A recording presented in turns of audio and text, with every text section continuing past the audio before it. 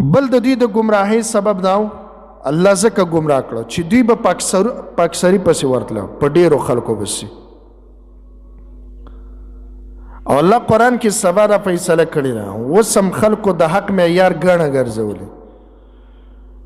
د دومره ګڼه چې و دا دومره په سوونو خلک چې راتله نو ولې دا نه پوهېده دا دومره دنیا چې ډکه او دا دومره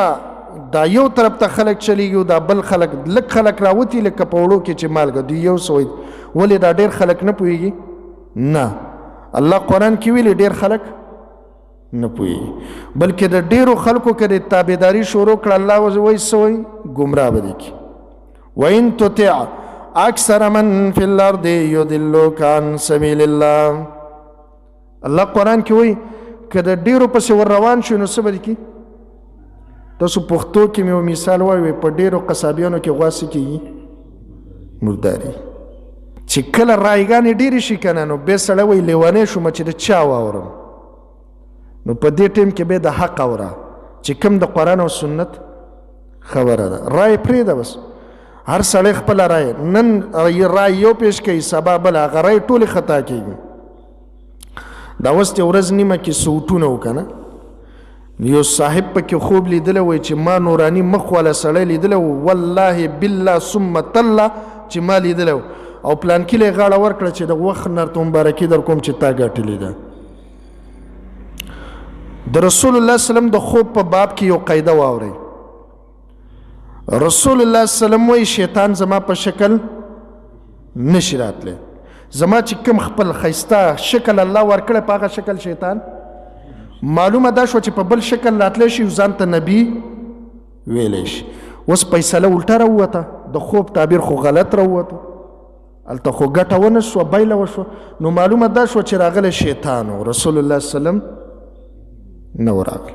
که رسول الله سلم راغلی وی نو دا خوب به رښتیا وی که نه به داسې یو مارکیټ جوړ شوی نن سبا او د دین ټیکۍ په دې لارو باندې اوس خلک په دین کې دوکه کوي چې ما خوب لیدل ولې د خوب دا یو یاد وساتئ د چا خوب په دین کې دلیله نشي ګرځي که زه اوس ووایم چې ما خوب لیدلی چې د مکې کې د ماسپښین مونځ دا چې دی نو سدیس قاري سدیس ورکړی یقیني سدیس ورکړی تاسو به زما په خوب اعتبار کوئ که نه به یې کوئ نه زما خوب له اعتبار نشته دا یو پیر صاحبولو ویلې زه چې دا هره هفته نه یم وایي تاسو ته پته ده زه چېرته ځم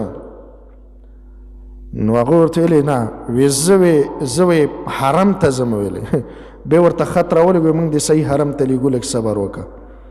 صحیح حرم در باندې مونږ نو یو 2 ورځې بعد چا ځوړند کړو پاستر او چیټي ورته لیکلو چې صحیح حرم ته مونږ ورسوو د حرم تمنا یې کوله دا ټوله سې وهمیات او خیالات دي دا عقیده د چا وه دا د دوالینو وه چې الله پر دین کې ګمراه کړی دننه ګوره الله ول آسماني کتاب هم ورکړو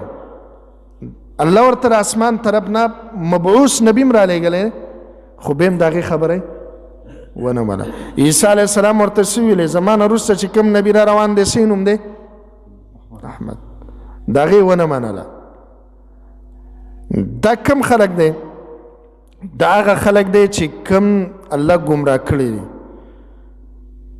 چې خپل عقل او بصیرت نه لري دا نصواره چې د دوی خپل عقل او بصیرت نه و بس الله ګمراه کړ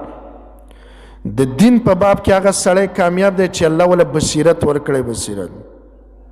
او دا بصیرت والا سړی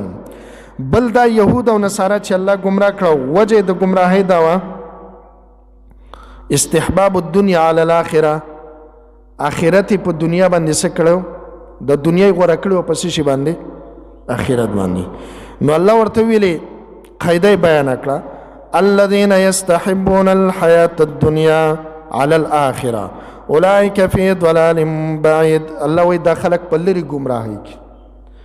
الله دا نصارا بل هغه سړی الله ګمراه کوي او دا نصارا الله په دې وجه ګمراه کړه چې دوی به د الله د رحمت نه ناامیدي کوله لکه نن سبا عام مسلمانان هم د الله د رحمت نه څه ناامیده شي دا یو من جمله یو بد صفت د یهود او نصاراو دی چې د امت ته نقل شوی دی الله قرآن کې ویلي ومن یقنط من رحمت ربه الا الضالون د الله د رحمت نه نه امیده کیږي مګر هغه سړی به چې هغه به سي ګمراه به د نصاراو په لار به روان